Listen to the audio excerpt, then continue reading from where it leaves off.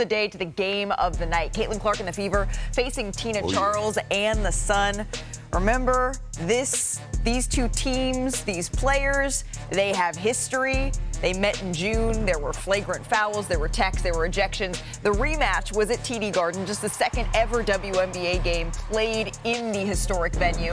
I mentioned the last time these two teams met up. I was actually at this game, Tim. I was sitting like 3 rows behind where this no wonder everyone was in a back and forth. But Marina Mabry not playing in yesterday's game. But yeah, J.C. Sheldon, Sophie Cunningham, Caitlin Clark, a lot of history here. I like it. Words exchanged. This is a fiery battle. So we pick it up here last night here. Caitlin Clark, she's missed 33 threes on the road to start the season, the most missed road threes to start a season in WNBA history. The frustration just spilling out a little bit. Here's what Clark was saying in that moment.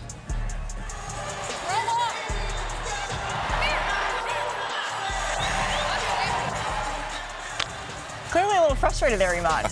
You're laughing. I like it. I mean, she's getting that superstar treatment when you can talk to the ref like that. Well, and then she said, all right, we got to go and win this game because Connecticut, they may be a bottom dweller in this league, but they do not go away easily here. Clark relocates, gets the ball back. She nailed that three, got that one to go here. And then Caitlin Clark, once again, driving, dishing.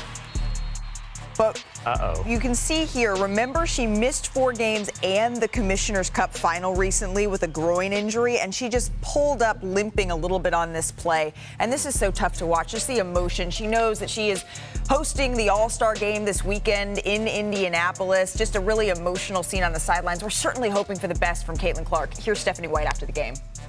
No update. Just felt a little something in her groin, so we'll get it evaluated and see what happens from there. This group has played without her. We've got experience in that. We know that we have a tough opponent in New York. We know that it's going to be a challenge no matter what, and we just got to get locked in and ready to compete.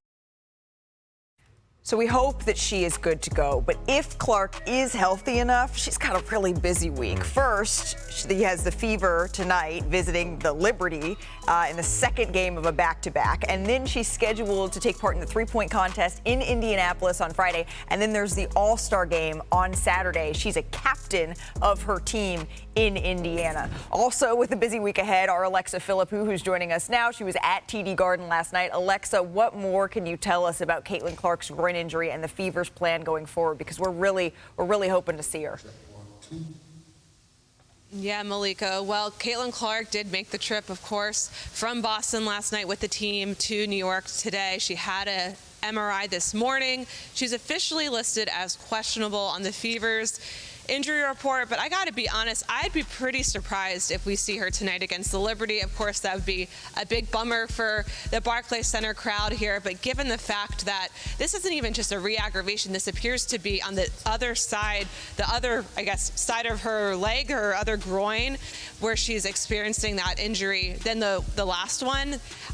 And there's just now these kind of injury after injury is coming up on her. So I would anticipate that they are erring on the side of caution here.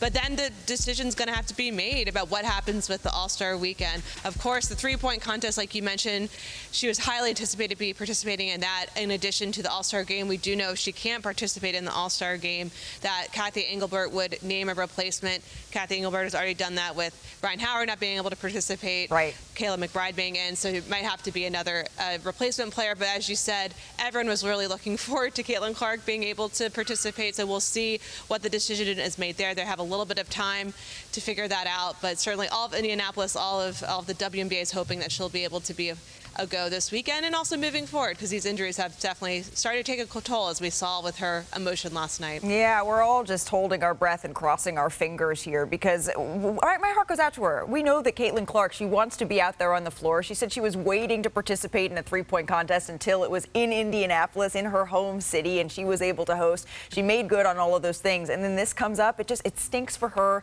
It stinks for the fans, but we'll remain hopeful until we hear further about whether or not officially she'll be available for this weekend. Alexa, we always appreciate the time.